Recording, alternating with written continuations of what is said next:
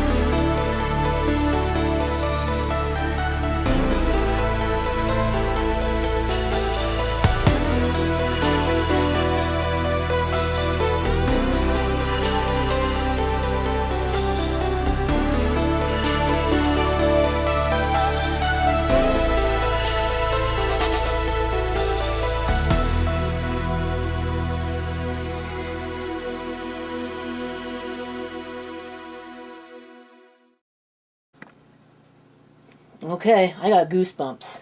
Now, the one thing that I forgot to do, and of course, here it is, I forgot to change the input on the TV to the VGA. PC input, flip the power. Not alive.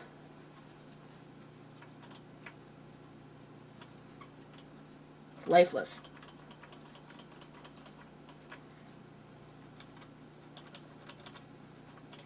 Oh, that's great. What's wrong now? Okay, apparently it is now working for some strange reason. Or at least it was a second ago. We'll turn it back on. There we go. So let's see if our TV comes up. I heard a beep. Here we go. 1066, hard drive is detected. Where's my keyboard?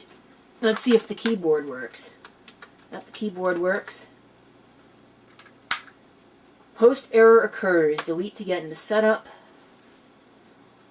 Alright, so what do we got? Motherboard intelligent tweaker. Shouldn't need to touch that. Looks like a 3 GHz CPU. Once again, so we're not losing anything there. Faster memory by far. So, yeah, it looks like the CMOS battery is dead. I may actually change that battery. I'm assuming that you can actually see what's going on. Alright, well, you can see it a little better now. But, IDE? I have to figure that out. I think it's in IDE mode. I'm going to have to change that to AHCI. Or maybe I won't. It might actually be a problem because I think the other board is only IDE anyway. So I guess we'll find out if it actually works. So it is April 7th, April 8th today. I believe it's actually the 5th year anniversary of Windows XP's end of support date. It's 1:25 in the morning. Alright, so that should all be correct. Drive A. I have a 1.44 meg drive installed, so that should all be okay. Advanced BIOS settings.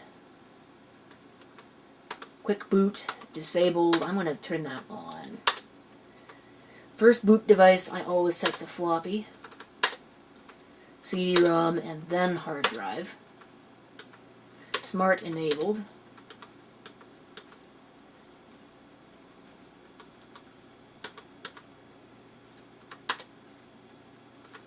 So that should be okay. We'll give it as much memory as we can.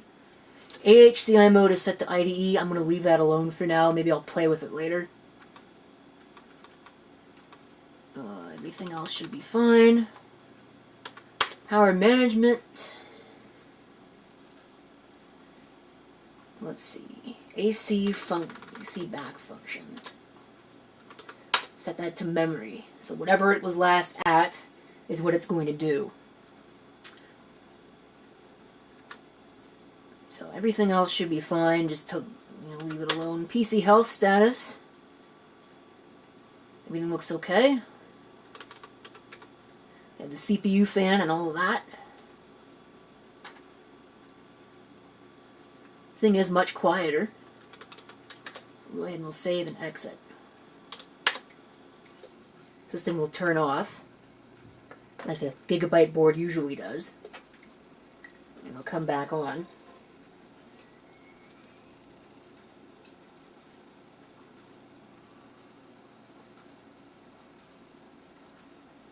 Let's see if Windows will boot.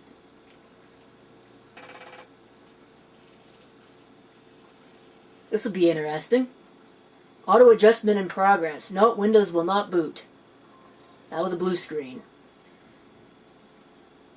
I was hoping not to have to reinstall Windows. I shouldn't have to reinstall Windows. It's an Intel chipset, for crying out loud. Well, this is rather irritating, but always look for a silver lining. I had to reinstall Windows, so I took the opportunity to convert it over to 64-bit. And even though I really don't have time to be doing it, I'm going to be getting this, at least the Windows install setup, as well as the drivers, and maybe even the programs as well. And then after that, I'm going to worry myself with the updates. because I know I'm not going to have time to do all the updates first tonight. So, like I said, as it is, I don't really have enough time to be doing this. My real concerns are, does the audio through HDMI work? Is that a thing? And the other important thing to note is, what was the other thing? Is the HDMI even going to work at all? That was the other thing that I was going to do. Make sure that when you start the system up with just the HDMI and no VGA, it's not going to complain. Hopefully that'll be the case. We can have a look here. Here are our new Windows Experience Index scores. I think the video stayed exactly the same as it was previously. But the processor and RAM are a definite improvement. So I think this is going to go very well. I'm going to put this machine away and get the HDMI going. I did see an HDMI audio connection, so I know that's going to work. The other thing that kind of popped into my mind as maybe possibly a concern is the overscan. I don't know if that's going to be an issue. I know I had to adjust that on the other card. I guess we're going to find out, but I'm hoping that the HDMI is going to be more crisp than the VGA is, because I don't think this is really going to do it justice. That is fuzzy. Wow, that looks like crap. Okay, it is actually working through the HDMI with the audio now. So that's good. Long time no see, guys. What has it been? Almost a year? Working nicely, I just too. want to make a quick video, update you guys, let you know that yes, I am still around. I've just been working a lot. I've been dealing with a lot of health issues. Okay. Several hours later, the process is now done. Everything appears to be working the way that it's supposed to. We are activated and all that. And there should be no hidden devices. Well, there might be one. There might still be that simple communications controller, but oh, no there isn't. So I guess that was the active management engine. Active management technology. So I've gone ahead and installed that. That's it for the video. I'm not showing you anything else because there really isn't a whole lot else to show. So thank you for watching. If you have any comments, feel free to leave them down below. And this is CP666 signing off. Hope to see you next time. Till then.